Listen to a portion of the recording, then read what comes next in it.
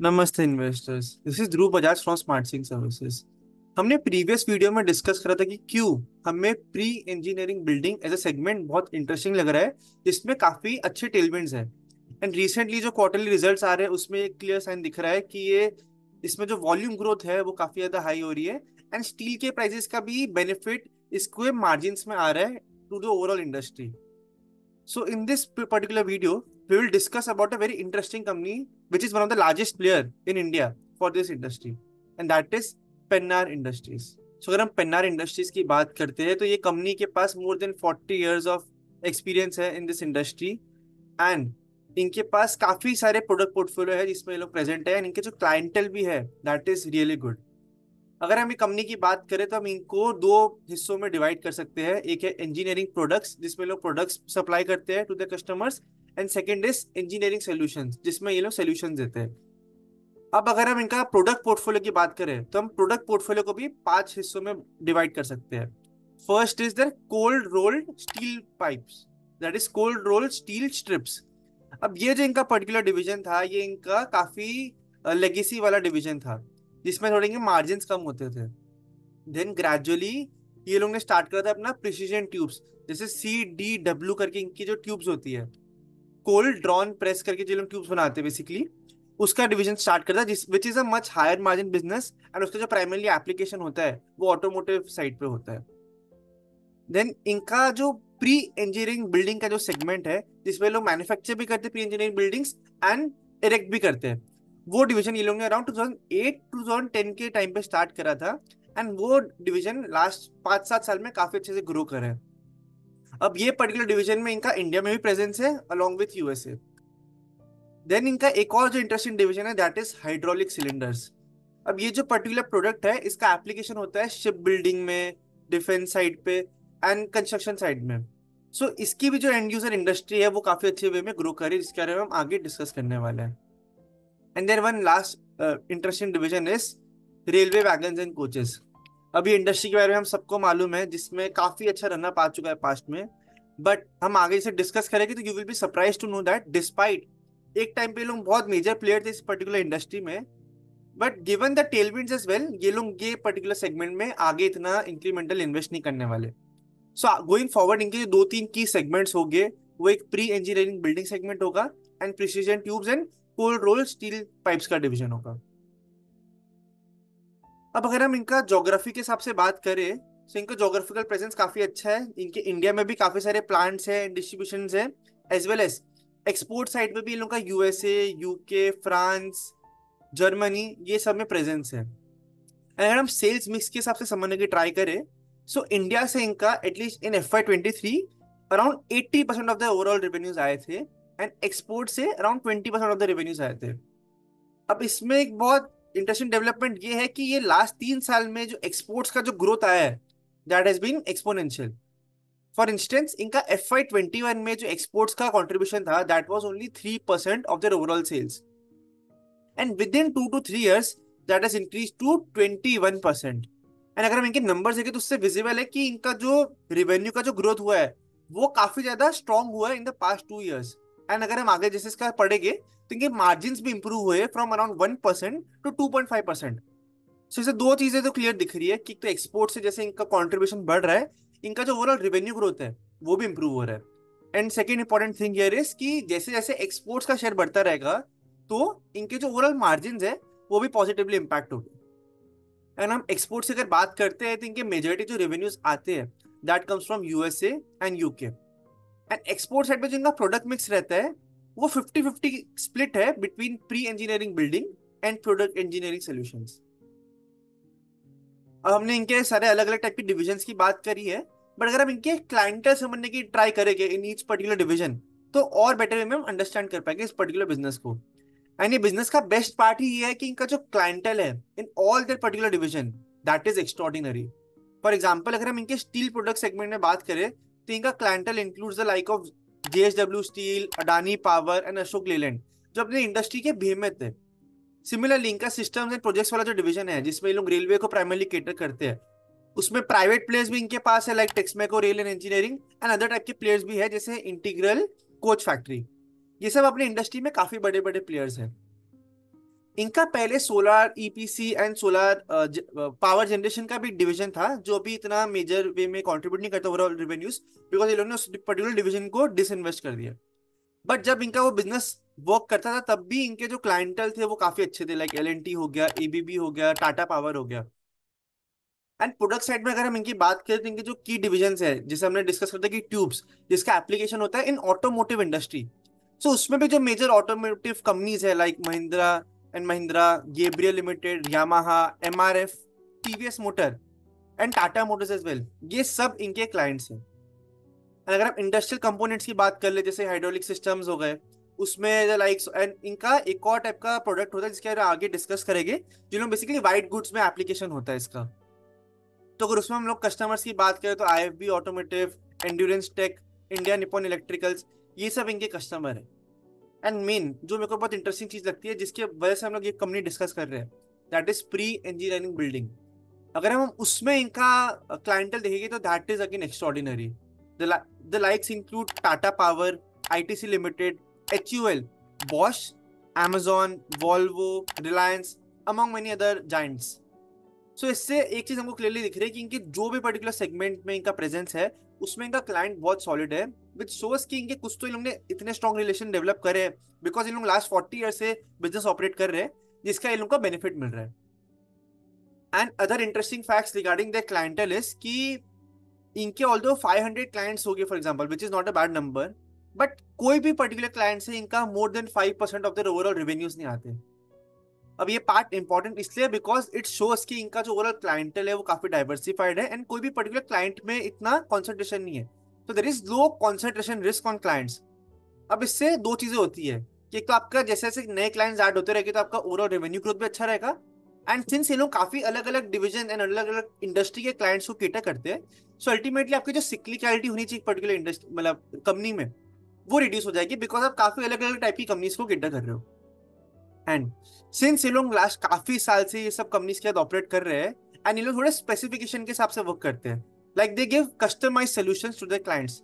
सो इसकी वजह से में थोड़ा स्विचिंग कॉस्ट आ जाता है, where in the clients feel कि हम लोग इतने साल से इनके साथ काम कर रहे हैं, प्राइसिंग में लोग डिसेंट दे रहे हैं, हमारे हिसाब से कस्टमाइज प्रोडक्ट बना रहे हैं, तो why migrate from them to some other company.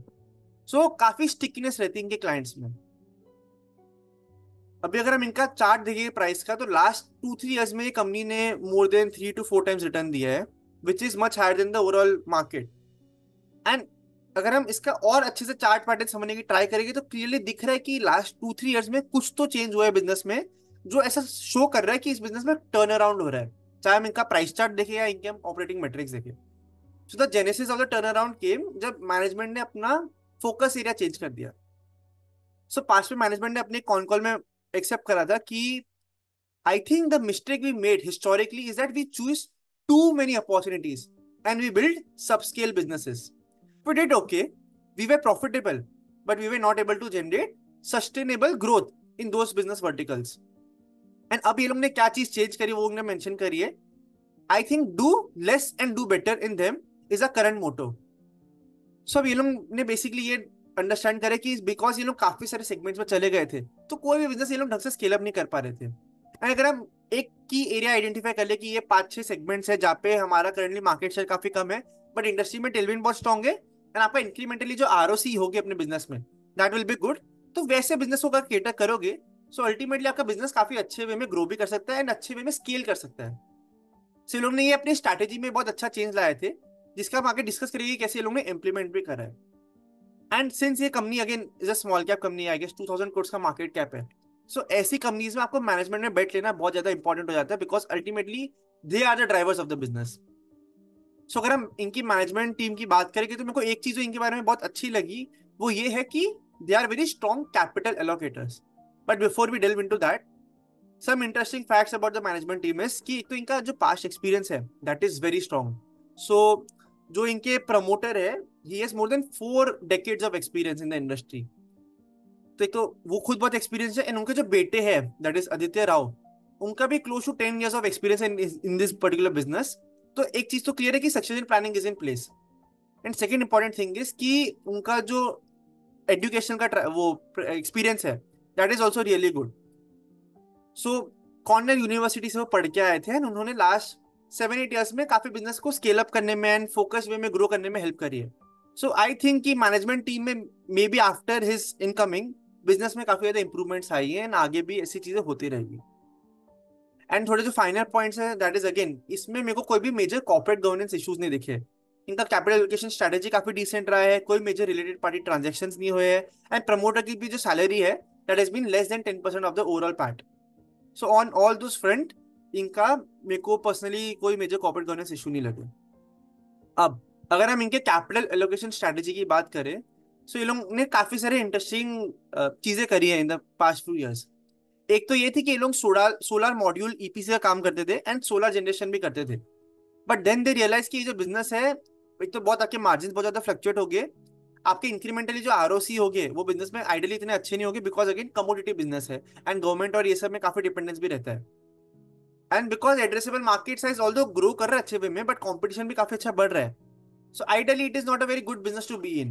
And कोई भी ईपीसी बिजनेस जो होता है that is engineering procurement and construction वाला डिवीजन, वो जनरली इतना अच्छा बिजनेस नहीं होता बिकॉज आपको टेंडर्स में पार्टिसिपेट करना पड़ता है एंड आप जो सबसे लोएस्ट प्राइस टेंडर का देगा अल्टीमेटली कॉन्ट्रैक्ट उसको मिलता है. एंड अगर आप ऐसे बिजनेस में हो जिसमें आपको सबसे लोएस्ट प्राइस दोगे तब आपको कॉन्ट्रैक्ट मिल रहा है एंड बाकी सारे कंपटीटर्स हायर प्राइस पुट कर रहे हैं.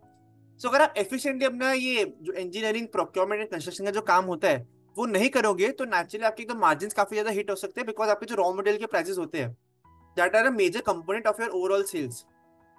सो एक तो आपके मार्जिन में काफी ज्यादा वॉलिटिलिटी आ सकती है, स्पेशली अगर आपके रॉ मटेरियल्स फ्लक्चुएट हो गए या आपका efficiency in implementation is not good.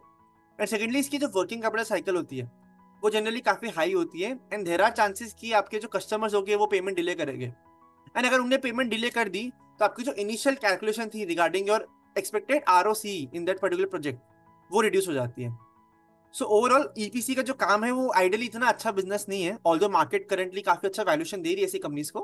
But just to give a note कि ये पर्टिकुलर बिजनेस इतना अच्छा नहीं है एंड मैनेजमेंट ने खुद ने एक्सेप्ट करी ये चीज कि चाहे आप वाटर ईपीसी कह दो, सोलर ईपीसी कह दो, ये बिजनेस बहुत lower margin lower capital efficiency वाला काम है. एंड ऑल्दो सब बाकी सब अगर पैसा बना रहे तो it's good for them, but we don't want to focus on that business. Rather, we will focus on those business verticals which have large addressable market size and large scalability. So that's why they exited this particular business. And अगर हम currently देखें तो tailwinds बहुत strong in इस industry की and market काफी अच्छा valuation भी दे रहे हैं सब कंपनीज को. गेट एक कंपनी ने डिसीजन लिया था पास्ट 2-3 साल पहले कि ये बिजनेस एग्जिट करना है. सो दैट शोज कि management is focus on incremental ROC in their business versus pleasing the market that is stock market. And अगर हम कैपिटल एलोकेशन की बात करें, so one key metric to understand the capital allocation success of the capital allocation strategy is their ROC. So कोई भी business अगर आपका जो कॉस्ट ऑफ कैपिटल होता है including the cost of debt and cost of equity, उससे ज्यादा का अगर आपका रिटर्न कमा पा रहे from that business for a sustain period, so that is a strong indication कि मैनेजमेंट बहुत अच्छे से कैपिटल अपना अलोकेट कर रहा है in that particular business.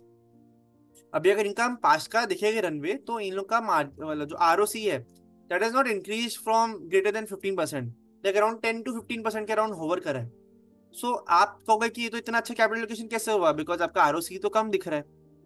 But हमने प्रीवियसली हमारे यूट्यूब चैनल में एक बहुत इंटरेस्टिंग कंसेप्ट डिस्कस करा था that is revision in ROC, जहाँ पे हमने ये डिस्कस करा था कि मेजोरिटी आपका जो रिटर्न बनता है एज एन इन्वेस्टर वो तब बनता है जब आप ऐसी कंपनी में बेट करते हो जिसका आरओसी लोअर रेट से हाई रेट पे जा रहा है बिकॉज इंक्रीमेंटली आपके जो प्रॉफिट्स भी आएंगे, रेवेन्यूज भी आएंगे, या जो भी मल्टीपल मिलेगा वो काफी ज्यादा हाई होगा.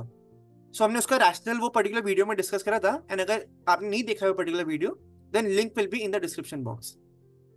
But as we discuss before, आपको अगर आरओसी अपना इंप्रूव करना है तो आपके पास खाली 2-3 एरियाज होते हैं जहाँ जिसके थ्रू आप अपना आरओसी इंक्रीज कर सकते हो. एक है आप अपना या तो मार्जिन इंप्रूव कर लो बिजनेस का. सेकेंड इज आप अपने बिजनेस को बहुत ज्यादा कैपिटल एफिशिएंसी से चलाओ, दैट इज आप वर्किंग कैपिटल साइकिल काफी कम करो, एग्जिस्टिंग एसेट्स को ज्यादा ढंग से स्वेट करो जिससे आपके एग्जिस्टिंग एसेट में आप ज्यादा सेल्स डेवलप कर पाओगे. वो एक तरीका हो गया. एंड थर्ड इज आप लेवरेज लो. फाइनेंशियल लेवरेज भी हो सकता है, ऑपरेटिंग लेवरेज भी हो सकता है, बट जनरली फाइनेंशियल लेवरेज हम देखते हैं कि आप अगर आप ज्यादा डेट लोगे एंड अच्छे से बिजनेस को स्केल करोगे सो आपके जो इक्विटी शेयर होल्डर्स है उनको रिटर्न काफी अच्छा मिल सकता है. सब इस बिजनेस में क्या क्या चीजें प्ले आउट हो सकती है जिसकी वजह से इनके आरओसी अच्छे हो सकते हैं हम वो डिस्कस करते हैं. तो इनका एक जो लीवर है for increasing there ROC is again अपने आप जो वर्किंग कैपिटल साइकिल है वो रिड्यूस कर लो. एंड अगर हम इनके क्रेडिट रेटिंग रिपोर्ट्स पढ़ेंगे तो वो कंपनी एग्जैक्टली यही काम करने की ट्राई कर रही है।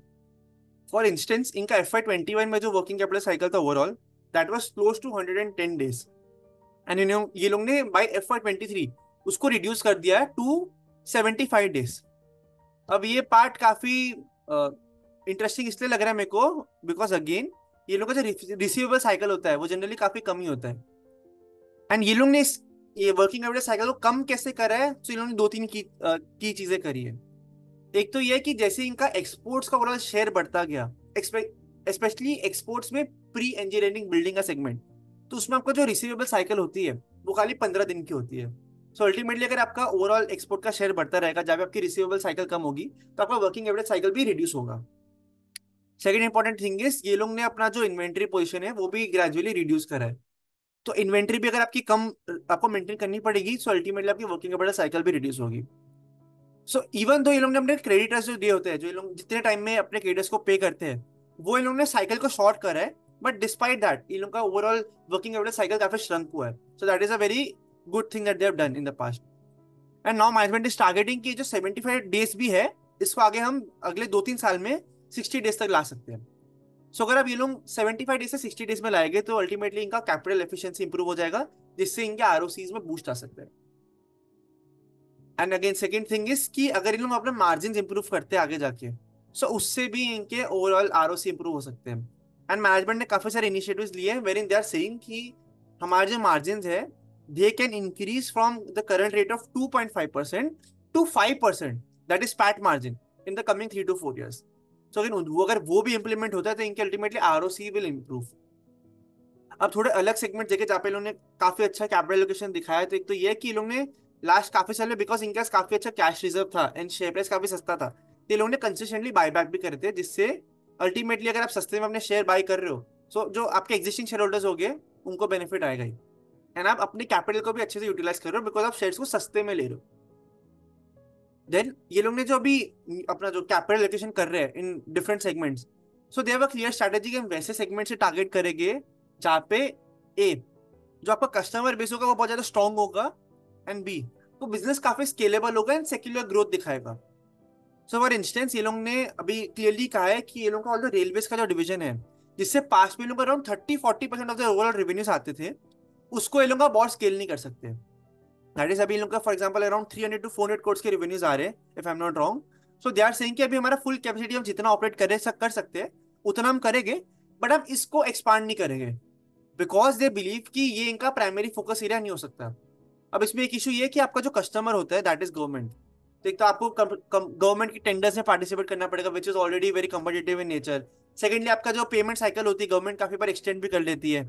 थर्ड, गवर्नमेंट जब केपेक्स करेगी तब आपकी इंडस्ट्री नो डाउट बेनिफिट करेगी, बट अगर किसी पर्टिकुलर साल में गवर्नमेंट ने केपेक्स नहीं करा एंड आपने वो केपेक्स के एक्सपेक्टेशन में अपने खुद के बिजनेस में कैपेसिटी बढ़ा दी, तो आपकी वो कैपेसिटी आप ढंग से यूज नहीं कर पाओगे, जिससे अल्टीमेटली आपके आरओसी में इम्पैक्ट आएगा। सो ऑल इन ऑल ये बिजनेस लॉन्ग टर्म के हिसाब से काफी अच्छा नहीं है अनलेस गवर्नमेंट काफी ज्यादा केपेक्स करते रहे। एंड इन लोगों ने ये चीज रियलाइज करी है, एंड सिंस दे बिलीव कि कैपिटल हमारे पास फाइनाइट है एंड अपॉर्चुनिटीज बहुत सारी है, so we need to be very prudent कि हम कहाँ पे अपने पैसा डालेगी। So they are now intent on growing their railways business despite the current tailwinds and despite the market जो मल्टीपल दे रही है ये टाइप की कंपनीज को।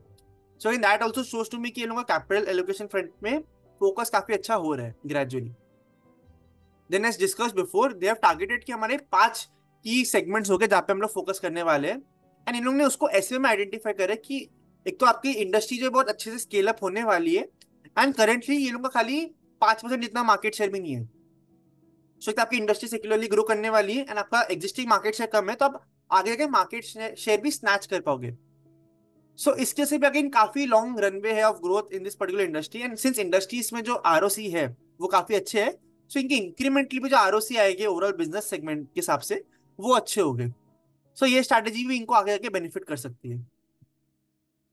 एंड अगर हम अलग सेगमेंट्स की बात करें तो जैसे हमने डिस्कस करा कि इनका अपना जो प्री इंजीनियरिंग बिल्डिंग का डिवीजन है उसके लिए लास्ट फ्यू ईयर्स में काफी अच्छे से स्केल अप करा है, and currently I guess around 30% of the revenues are coming from this segment.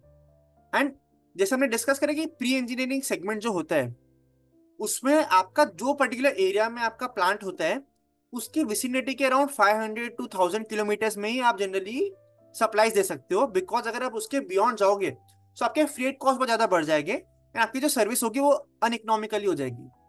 So what they are doing is कि ये लोगों को ऑलरेडी साउथ में एंड ईस्टर्न मार्केट में प्रेजेंस अच्छा था ही, बट दे फेल्ट कि नॉर्थ का मार्केट भी काफी अच्छा हो सकता है। सो इन लोगों ने अभी रिसेंटली अपना एक न्यू केपेक्स इनिशिएट करा है जो अभी लाइव हो जाएगा in Q2 FY24। In fact Q2 FY I guess live हो भी गया रिसेंटली। सो वो जो केपेक्स है वो रायबरेली उत्तर प्रदेश में लोगों ने करा है, जिसमें लोगों ने अराउंड 40 to 50 करोड़ इन्वेस्ट करे हैं। एंड उसमें दे आर सेइंग कि विद इन नेक्स्ट 2 ईयर्स हमारा पे बैक पीरियड हो जाएगा। सो फॉर इंस्टेंस अगर मैं 40 करोड़ डाल रहा हूँ अपने केपेक्स में, सो दे आर सेइंग कि अगले 2 साल में हमारे पास इतना प्रॉफिट आ जाएगा कि हमारा वो केपेक्स इनिशियली जो हमारे कॉस्ट थे वो फुलफिल हो जाएंगे। So from an ROC front वो केपेक्स काफी अच्छे से मूव कर सकता है। एंड सेकेंडली बिकॉज ये लोग ऐसे पर्टिकुलर ज्योग्राफी में केपेक्स कर रहे हैं जहाँ पे इनका पास प्रेजेंस नहीं था, तो इनका बिजनेस भी और ज्यादा रोबस्ट हो रहा है एंड इनकी ग्रोथ अपॉर्चुनिटीज भी काफी अच्छी हो रही है। एंड सिंस इन लोगों का जो पीबी डिवीजन होता है उसमें जो एसेट टर्नओवर होते हैं वो अराउंड 7 to 8 टाइम्स होते हैं। तो अगर मैं 10 करोड़ का केपेक्स कर रहा हूँ तो मेरा 70 to 80 करोड़ के रेवेन्यूज आ रहे हैं।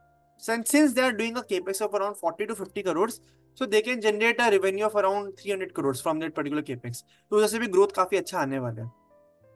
सो हमने प्राइमा फेसिंग के इंडस्ट्री सेगमेंट समझ लिए एंड ये लोग क्या क्या न्यू डेवलपमेंट्स ला रहे हैं।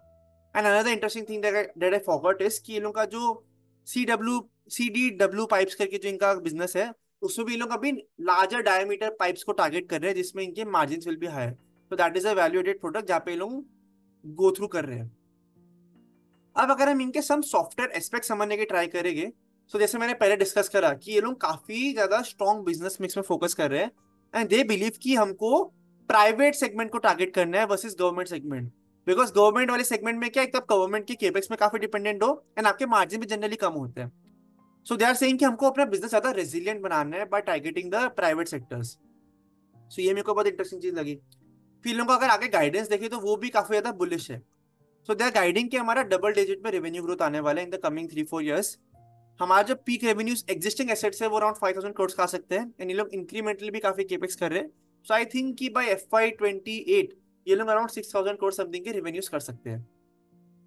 एंड इनका जो पैट मार्जिन का जो टारगेट है, सो करंटली ये लोग अराउंड 2.5% पैट मार्जिन अचीव कर रहे हैं एंड दे आर सेइंग कि आगे 2-3 साल में हमारा PBT लेवल पे that is profit before tax के लेवल पे वी आर टारगेटिंग 7% का margin and profit after tax में वी आर टारगेटिंग अराउंड 5% का margin, which is huge because अभी खाली 2.5% के मार्जिन है। तो अगर आपके 2.5% से मार्जिन 5% जाते हैं तो आपके जो प्रॉफिट में ग्रोथ होगा दैट विल बी एक्स्ट्रॉर्डिनरी।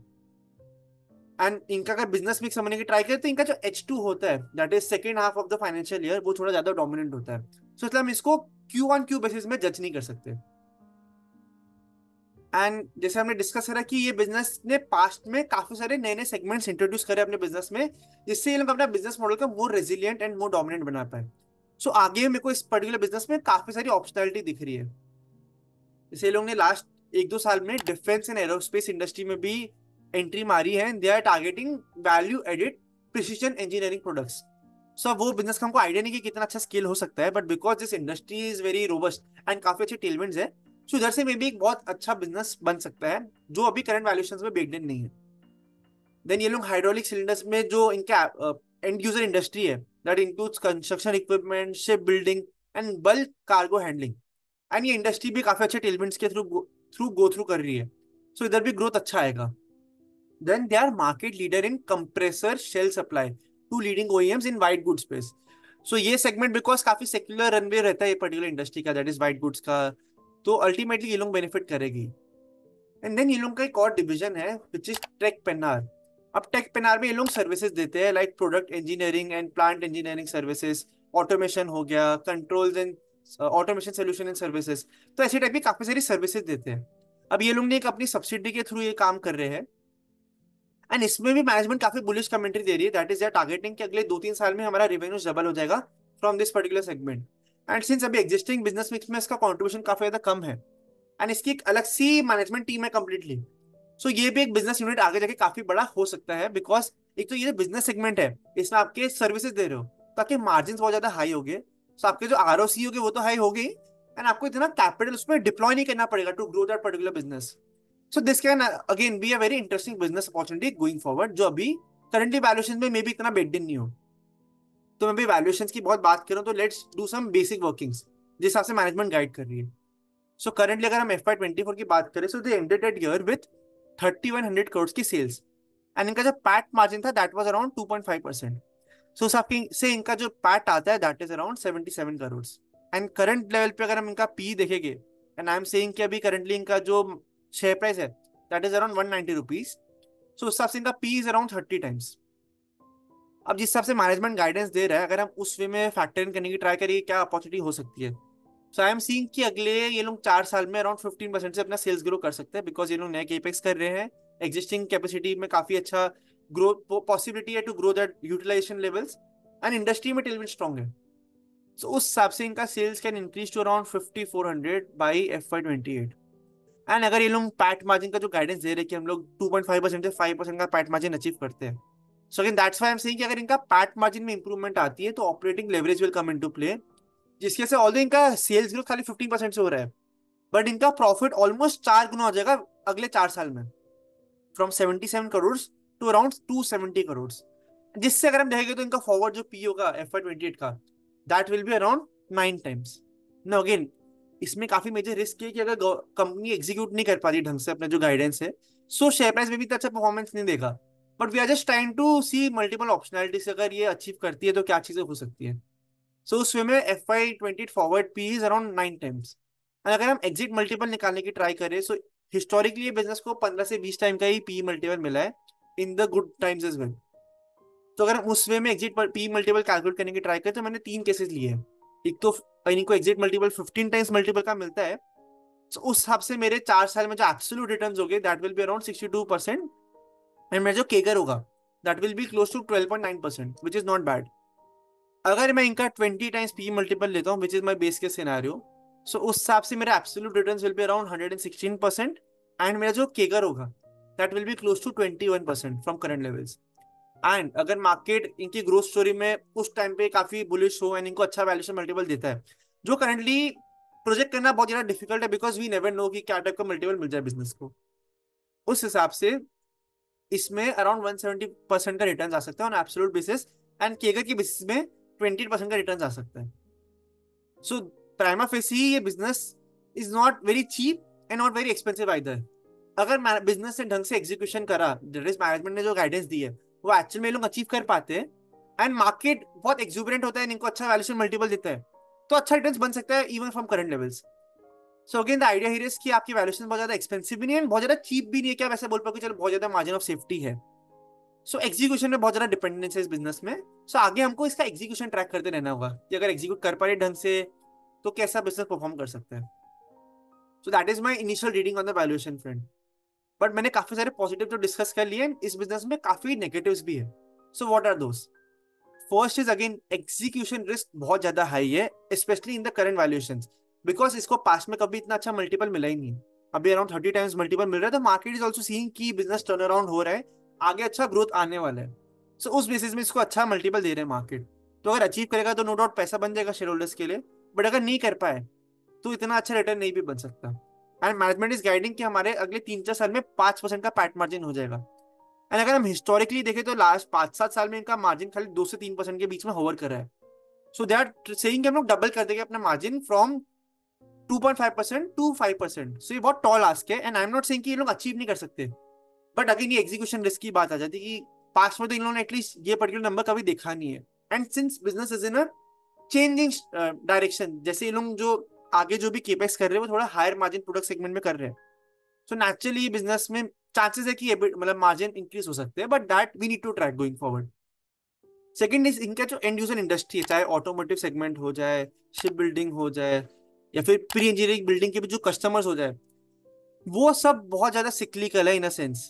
तो अगर हम पीपी सेगमेंट की बात करते हैं तो इनका जो यूएस बिजनेस का जो होता है उसमें रॉ मटेरियल के प्राइसेस में काफी ज्यादा डिपेंडेंस रहता है कि अगर रॉ मटेरियल के प्राइसेस बढ़ रहा है तो आपके ओवरऑल सेल्स हाई दिखेगी, रॉ मटेरियल के प्राइसेस गिर रहे हैं तो आपकी सेल्स कम दिखेगी, एंड अगर बहुत ज्यादा वॉलिटिलिटी है रॉ मटेरियल में तो आपके मार्जिन काफी ज्यादा फ्लक्चुएट कर जाएंगे। सो एक तो सिक्लिकलिटी थोड़ा बहुत इस सेंस में तो आ ही जाता है, एंड ये बहुत कमोडिटी बिजनेस है, सो आपकी काफी ज्यादा कंपटीटिव रहेगी इंडस्ट्री में। And since you are expecting कि पीबी सेगमेंट में स्पेशली कि आपके जो एंड कस्टमर्स होंगे वो नया नया केपेक्स करते रहेंगे, एंड केपेक्स कब करेगा इंसान, जब दिखेगा कि इकोनॉमी में काफी ज्यादा अच्छा ग्रोथ प्रोस्पेक्ट्स है एंड काफी एक्सपीरियंस है। So again you are betting कि आगे इकोनॉमी का जो साइकिल होगा वो काफी अच्छा मूव करेगा, तभी इनके जो एंड कस्टमर्स होगा वो केपेक्स करेगा, जिससे अल्टीमेटली पेनार इंडस्ट्रीज को बेनिफिट होगा। सो इन दैट सेंस सिक्लिकलिटी तो काफी ज्यादा है इस पर्टिकुलर बिजनेस में। एंड इनके अदर भी जो सेगमेंट्स अगर हम देखें, जैसे हमने स्टील पाइप्स का देख लिया, हाइड्रोलिक सिलेंडर्स का देख लिया, या रेलवेज देख लिया, वो सब भी काफी केपेक्स साइकिल में डिपेंडेंट है, तो अल्टीमेटली सिक्लिकलिटी उस बिजनेस में भी है। यानी सिक्लिकलिटी ने इनको काफी ज्यादा इम्पैक्ट करा हुआ है। अगर हम इनका पास्ट का स्टडी करें तो इनका जो स्टैंड अलोन बिजनेस था वो बिटवीन FY 12 टू FY 18 तक कुछ ग्रोथ ही नहीं दिखाया था, बिकॉज इनका जो एंड यूजर इंडस्ट्रीज थे वहां पे कुछ केपेक्स ही नहीं हो रहा था। सो लिटरली 6-7 ईयर्स तक इनका स्टैंड अलोन सेगमेंट में sales was stagnant. So again last 4-5 साल काफी अच्छे रहे, नो डाउट, बट प्रोजेक्टिंग के अगले 4-5 साल भी अच्छे हो गए, that is a tall ask. So that is अ की रिस्क जो करंट वैल्यूएशंस में हमें फैक्टर इन करना पड़ेगा। एंड इनका अगर हम फाइनेंस कॉस्ट देखें तो that is around 3.5% of the overall revenues. And ये लोग काफी ज्यादा वर्किंग कैपिटल इंटेंसिव बिजनेस है, इन द सेंस ये लोग काफी लेवरेज भी लेते हैं। सो अगर ये लोग अपना वर्किंग कैपिटल साइकिल कम कर पाते हैं, अपना finance cost as a percentage of the overall revenues कम कर पाते हैं, तो इनको बेनिफिट आएगा। अब ये बात इसलिए इंपॉर्टेंट है बिकॉज इनका ओवरऑल जो पैट मार्जिन है that is only 2.5 to 3%। And this is substantial because अगर आपका बिजनेस बहुत लो मार्जिन का है एंड आपका 3-3.5% का जो ओवरऑल सेल्स है वो खाली फाइनेंस कॉस्ट को केटर करने में चला जा रहा है, सो नेचुरली आपके मार्जिन हिंडर हो रहे हैं उस चीज से। एंड नो डाउट आपका ROC फ्रंट में भी बेनिफिट आ रहा है उस चीज का, बट एक ये की फैक्टर होगा गोइंग फॉरवर्ड कि ये लोग फाइनेंस कॉस्ट कैसे अपने कम करते हैं। एंड अगेन इनका जो PEP सेगमेंट है उसमें जो मेजर इनका रॉ मटेरियल होता है दैट इज स्टील। अब स्टील सेगमेंट में आपका जो होता है ओवरऑल आपका इन्वेंट्री साइकिल काफी अच्छा रहता है, स्पेशली इन PEP सेगमेंट। सो उसकी वजह से अगर स्टील प्राइसेस थोड़ा भी वॉलेटाइल ज्यादा रहेंगे, तो आपके एक तो सेल्स प्राइसेस भी काफी ज्यादा इंपैक्ट हो गए, एंड आपके जो ओवरऑल मार्जिन हो गए वो भी काफी ज्यादा इंपैक्ट हो गए, जो इनके पास में भी हुए हैं एंड ओवरऑल इंडस्ट्री में भी ये चीज चलती है, जैसे हमने पहले भी डिस्कस करा हुआ है। So, इनके जो बाकी सारे डिविजन है उसमें थोड़ा डिलीवरी साइकिल शॉर्ट होती है, जिसकी वजह से अल्टीमेटली लोग अपने जो प्राइसिंग होती है वो पास ऑन कर पाते हैं अपने कस्टमर्स को। बट ये पर्टिकुलर इंडस्ट्री में ये है कि मतलब थोड़ा इश्यूज आते हैं प्राइसिंग को पास ऑन करने में। So in that sense impact आ सकता है PEP सेगमेंट के मार्जिन में going forward. And again we want to bet on those businesses जो आगे जाके ROC काफी अच्छा बना सकते हैं। So we need to understand ये की लीवर्स क्या हो सकते हैं जिससे ROC अच्छे बन सकते हैं, एज वी डिस्कस बिफोर। तो अगर हम इनका पास्ट का ट्रैक रिकॉर्ड देखें तो इनके जो ROCs है दैट इज नेवर क्रॉस 15% का भी mark. And the primary reason behind that is कि अगेन ये जो बिजनेस है वो इनहेरेंटली काफी लोअर मार्जिन वाला बिजनेस है, एंड इसमें आप काफी ज्यादा बेट करते हो on your asset turnover as well as taking leverage. तो अगर आप अपने ROC को बूस्ट करने के लिए लेवरेज पे डिपेंडेंट है तो that is not a very good sign. And that is why personally I find this business attractive because ये लोग आगे जो ROC का इंक्रीमेंटली ग्रोथ लाने वाला है that will come from increase in margin and better asset efficiency versus taking more leverage. So past में at least in लोगों का कभी भी ROC बहुत अच्छा नहीं रहा है, and that's why I am saying कि बिजनेस में रिविजन इन ROC का चांसेस है। बट द सेम टाइम अगर पास्ट में कोई चीज इंप्लीमेंट नहीं हुई तो फ्यूचर में इंप्लीमेंट होने के चांसेस कैसे है उसके बेस पर हमको चेक करने पड़ेंगे। सो हिस्टोरिकली तो इन्होंने कभी ROC ने बहुत ज्यादा अच्छे क्लॉक नहीं करे, सो वो हमको एक की चीज दिमाग में रखनी पड़ेगी। And another thing that I know for sure कि कमेंट सेक्शन में आने वाला है दैट इज कि अगर बिजनेस इतना स्ट्रांग है तो प्रमोटर का शेयर होल्डिंग कम क्यों है। Because we have ingrained in our mind कि अगर प्रमोटर का शेयर होल्डिंग 50% से कम है तो वो इतना इन्वेस्टेड नहीं बिजनेस में, और 50% से ज्यादा है तो बहुत इन्वेस्टेड है। But one thing that we need to understand is कि वो अपने टोटल उसके जो नेटवर्थ है उसका कितना पोर्शन वो लोग ने अपने खुद के बिजनेस में इन्वेस्ट करा है, हमें उस पर फोकस करना चाहिए। तो अगर हम पेन्नार इंडस्ट्रीज की बात करें तो प्रमोटर का शेयर होल्डिंग अगर हम पास्ट 10 ईयर्स का देखेंगे, सो बीच में टाइम आएगा जब प्रमोटर का शेयर होल्डिंग गिरा था, एंड तब अगर कोई और दिखेगा तो उसको लगेगा कि यार प्रमोटर तो शेयर अपने शेयर सेल करते थे जिसकी वजह से इनका शेयर होल्डिंग गिर गया था। बट ड्यूरिंग दैट पीरियड एक बहुत इंटरेस्टिंग ट्रांजेक्शन इन लोगों ने इंप्लीमेंट कर दी जो एक रिस्क की तरह भी मैं देखता हूँ एटलीस्ट पास्ट में from the capital allocation perspective. So basically Penner industries के अंदर ही ये लोग का प्री इंजीनियरिंग बिल्डिंग सेगमेंट वाला बिजनेस था। अब ये लोग ने क्या करा था, वो पर्टिकुलर बिजनेस में पी सेगमेंट जो private equity and VC players होते हैं उनका भी इन्वेस्टमेंट था, इनका भी इन्वेस्टमेंट था। सो पेनार इंडस्ट्रीज का अराउंड 53% का स्टेक था in that particular business, and promoters का अलग से कुछ 8-9% का स्टेक था in that particular business, and बाकी PE और VC का था। सो ये लोग ने IPO करा था फॉर दैट पर्टिकुलर बिजनेस। अब उससे क्या हुआ था कि ये लोग का ये बिजनेस इफेक्टिवली डीमर्ज हो गया था बिकॉज अलग से लिस्ट हो गया था। एंड इनका जो पेनार इंडस्ट्रीज था उसमें अराउंड दिखता था कि 50-60% का इन लोग का शेयर होल्डिंग है in Penar engineering building segment. But हमने अपनी पास्ट की वीडियोस में डिस्कस करा कि जब भी आपका कोई अलग एंटिटी में इन्वेस्टमेंट्स होगा तो मार्केट वो पर्टिकुलर इन्वेस्टमेंट्स को एक होल्डिंग कंपनी डिस्काउंट देगा, जिसके से ऑल दो फॉर एग्जाम्पल मेरा कोई पर्टिकुलर कंपनी में इन्वेस्टमेंट है 100 करोड़ का, बट मेरे मार्केट जो मेरे को कंपनी को वैल्यू देगा for that particular stake, that will be only around 40 to 50 crore. से इन लोगों को भी दिख रहा था कि एक तो हमारा एग्जिस्टिंग बिजनेस का ही पार्ट है, बट हम उसको अलग से डीमर्ज एक तरह से कर दिया, जिससे अलग वे में लिस्ट भी कर दिए, कॉर्पोरेट स्ट्रक्चर थोड़ा हमने कॉम्प्लिकेटेड भी कर दिया है, एंड हमें होल्डिंग कंपनी डिस्काउंट भी लग रहा है। सो हम लोग ये बिजनेस को मर्ज ही कर देते फिर से। सो इससे क्या हुआ कि पेनार इंडस्ट्रीज में प्रमोटर का शेयर होल्डिंग अच्छा था, बट पेनार इंजीनियरिंग बिल्डिंग जो था उसमें प्रमोटर का शेयर होल्डिंग खाली 8-9% का ही था। तो जब वो मर्ज हुआ तो कंसोलिडेट होकर जो प्रमोटर का शेयर होल्डिंग था वो गिर गया। एंड ये लोग ने पेनार एनवायरो करके एक और इनकी सब्सिडरी थी, जिसमें ये लोगों का बेसिकली सोलार ईपीसी ये सब का काम था, उसको भी इन्होंने मर्ज करा था। तो ये ट्रांजेक्शन होने की वजह से प्रमोटर का शेयर होल्डिंग थोड़ा गिर गया था। अब ये ट्रांजेक्शन बहुत ज्यादा कॉम्प्लिकेटेड भी था, बिकॉज इफेक्टिवली लोग ने अपने बिजनेस को अलग से पहले डीमर्ज करा, देन ये लोग को रियलाइज हो कि नहीं, हमको डीमर्ज नहीं करना चाहिए था, तो फिर से उसको मर्ज कर दिया एंड बोला कि इससे वैल्यू क्रिएशन होगा। सो ये थोड़ा चीज तो वियर्ड ही था, एंड काफी सारे बिजनेस मैगजीन ने भी ये चीज को फ्लैग भी करा था। एंड ड्यूरिंग दैट पीरियड ये लोगों को थोड़ा रेजिस्टेंस भी आया था फ्रॉम अदर शेयर होल्डर्स जो प्री इंजीनियरिंग बिल्डिंग सेगमेंट के शेयर होल्डर्स थे टूवर्ड्स द मर्जर। सो पास में एक बहुत मेजर ओवरहैंग था in that particular stock, but बाद में जैसे ही मर्जर हो गया था तो वो सब इश्यूज रिजॉल्व हो गए थे। बट पास में एक इशू रह चुका था इन दिस पर्टिकुलर कंपनी, जिसके से अगेन इनका जो ओवरऑल शेयर होल्डिंग है वो कम दिखता है। बट अगर हम डायरेक्शनली देखें तो लास्ट 2 years में इनका shareholding has increased from around 35% to 38 to 39%। And that has been because इन लोगों ने जब बायबैक करे तो प्रमोटर ने खुद के शेयर्स को टेंडर नहीं करा है, एंड थोड़ा बहुत ओपन मार्केट से भी बाय करे, जिससे इनका शेयर होल्डिंग इंप्रूव हुआ है। तो डायरेक्शनली स्पीकिंग प्रमोटर का share holding in their business is improving. अब अगेन बात फिर से वैल्यूएशन पे आ जाती है कि अभी करंटली कैसा दिख रहा है बिजनेस, अगर आप हमें समझाओ। So I one thing I can say clearly is कि ये बिजनेस चीप तो कैसे भी नहीं है, स्पेशली अगर हम इनके पास्ट का ट्रैक रिकॉर्ड देखें। सो उस हिसाब से ये लोग अपने all time high valuation multiple पे ट्रेड कर रहे हैं। चाहे हम प्राइस टू बुक वैल्यू की बात कर ले, प्राइस टू कैश फ्लो की बात कर ले, प्राइस टू सेल्स की बात कर ले, या ईवी एबिटा या फिर पी, कोई भी सेगमेंट की तरह हम लोग अगर देखने की ट्राई करें तो ये बिजनेस अपने ऑल टाइम हाई वैल्यूएशन पे ट्रेड कर रहे हैं।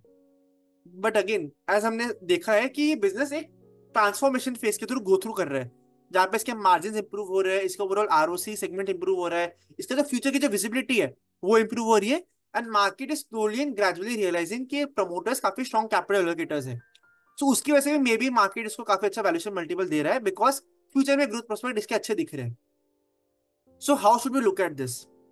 सो मेरा मानना यही है कि इसका जो आगे जाके जो अपसाइड आएगा that will come primarily from execution.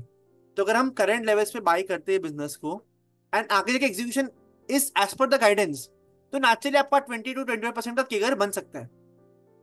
But again ये जो करंट वैल्यूएशन है इसमें फ्यूचर में जो ये ट्रांसफॉर्मेशन आने वाला है, जो टर्न अराउंड आने वाला है, that is partly factored in. So again I am not saying कि ये कंपनी ऐसा है जो एकदम अनडिस्कवर्ड है, कोई बिजनेस कोई भी इन्वेस्टर ट्रैक नहीं कर रहा इसलिए बहुत चीप मिल रहा है, वैसा इस केस बिजनेस में करंटली बिल्कुल भी नहीं है। And again this is standard disclaimer, I currently have no holding in this business. I might take a position going forward, but currently मेरा कोई पोजीशन नहीं है। And again the idea here is not to say कि आप buy करो या sell करो पर्टिकुलर कंपनी को, but since we are very bullish in this particular industry and Pennar industries is one of the marquee players in this industry, so we felt that this is the opportune time to discuss this business। And अगर आप ये business को and ये management team को और अच्छे से समझना चाहते हो then you can read this book forging metal, जो प्रमोटर है पेनर इंडस्ट्रीज के, दैट इज नृपेंद्र राव, उनकी ऑटोबायोग्राफी है। So I think so you will like this particular book, and if you like this particular session and our analysis on the company, then you can like share and subscribe to our YouTube channel. And you can also share in the comment box below कि आगे आप कौन सी particular industry या company में हमारा analysis देखना चाहते हो, and if possible then we will definitely try to cover that particular company और industry. Thank you so much for watching this session. Good bye.